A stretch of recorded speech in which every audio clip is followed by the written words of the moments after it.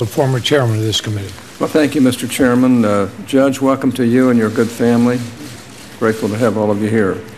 Now, this is the 12th hearing for a Supreme Court nomination in which I have participated, and I'm as struck today as I was the first time by the seriousness of our responsibility and its impact on America. I am confident that under this committee's leadership from both you, Mr. Chairman, and the distinguished ranking member, this hearing will be both respectful and substantive.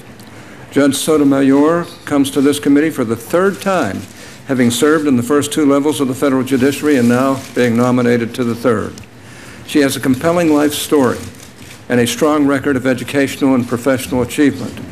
Her nomination speaks to the opportunities that America today provides for men and women of different backgrounds and heritage.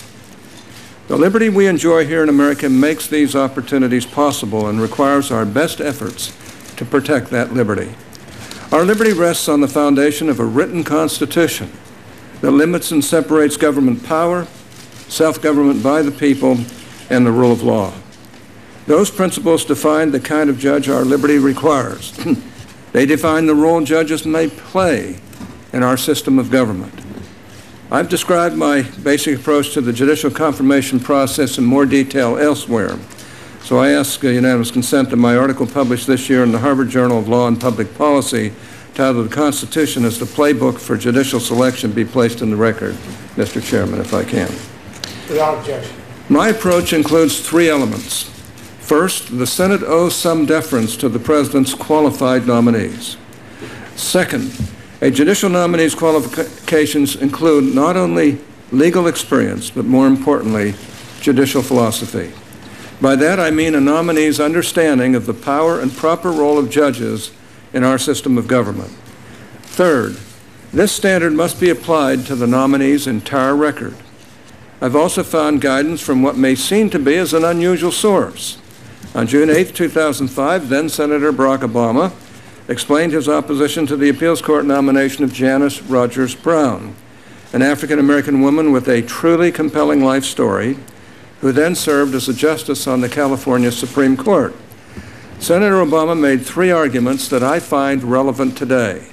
First, he argued that the test of a qualified judicial nominee is whether she can set aside her personal views and, as he put it, quote, decide each case on the facts and the merits alone.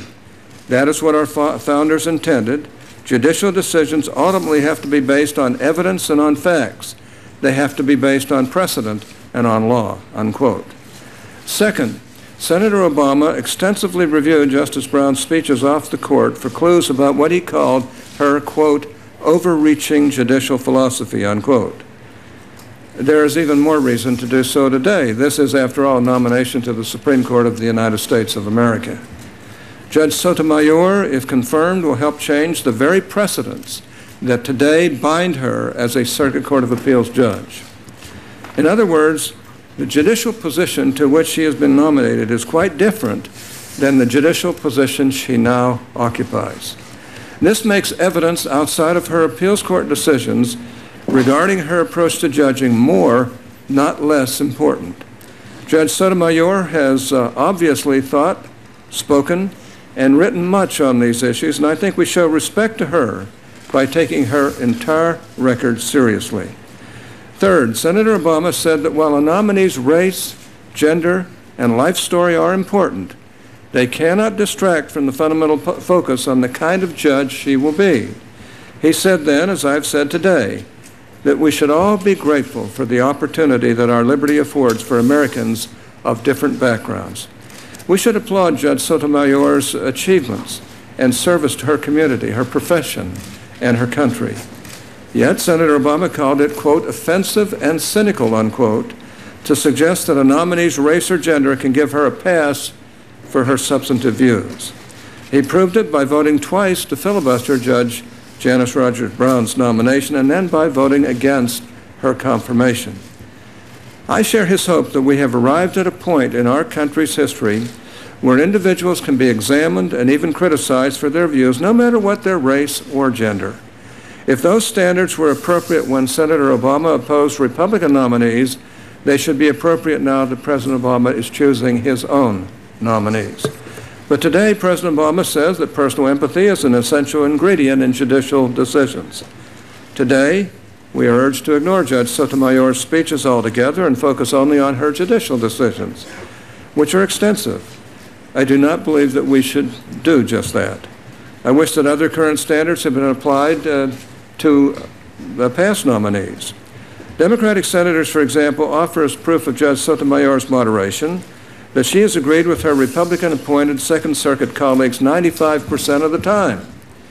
Joined by then, for which I congratulate her. Joined by then Senator Obama, however, many of those same Democratic senators voted against Justice Samuel Alito's confirmation, even though he had voted with his Democrat-appointed Third Circuit colleagues 99% of the time during a much longer appeals court career.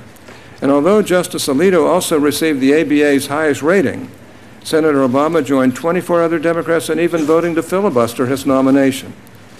And then he joined a total of 42 Democrats in voting against the confirmation of now Justice Alito. In fact, Senator Obama never voted to confirm a Supreme Court justice. He even voted against the man who administered the oath of presidential office, Chief Justice John Roberts, another distinguished and well-qualified nominee. Now, if a compelling life story, academic and professional excellence, and a top ABA rating make a convincing confirmation case, Miguel Estrada would be a U.S. Circuit Judge today. He is a brilliant, universally respected lawyer, one of the top Supreme Court practitioners in America, but he was fiercely opposed by groups and repeatedly filibustered by Democrat senators, the ones who today say these same factors should count in Judge Sotomayor's favor. Now, whether I vote for or against Judge Sotomayor, it will be by applying the principles that I've laid out, not by using such tactics and standards used against these nominees in the past. Judicial appointments have become increasingly contentious. Some of the things that have been said about Judge Sotomayor have been intemperate and unfair. There are now newspaper reports that left-wing groups supporting Judge Sotomayor, specifically the extreme left People for the American Way, are engaged in a smear campaign against the plaintiff in one of her more controversial cases, a man who will be testifying here later in the week. If that is true, and I hope it is not, it is beneath both contempt and the dignity that this process demands. But there must be a vigorous debate about the kind of judge America needs, because nothing less than our liberty is at stake. Must judges set aside, or may judges consider their personal feelings in deciding cases? Is judicial impartiality a duty or an option? Does the fact that judicial decisions affect so many people's lives require judges to be objective and impartial, or does it allow them to be subjective and sympathetic? Judge Sotomayor's nomination raises these and other important issues, and I look forward to a respectful and energetic debate. The confirmation process in general, and this hearing in particular, must be both dignified and thorough. There are very different and strongly held views about the issues we will explore, in particular, the role that judges should play in our system of government. The task before us is to determine whether Judge Sonia Sotomayor is qualified by legal experience and especially by judicial philosophy to sit on the Supreme Court of the United States of America. Doing so requires examining her entire record, her speeches and articles, as well as her judicial decisions. We must at the same time be thankful for the opportunity represented by Judge Sotomayor's nomination and focus squarely on whether she will be the kind of judge required by the very liberty that makes that opportunity possible. Judge, I'm proud of you, and I wish you well. This will be an interesting experience, and I expect you to be treated with dignity and respect throughout. Thank you, Mr. Chairman. You to the chair of the Senate Intelligence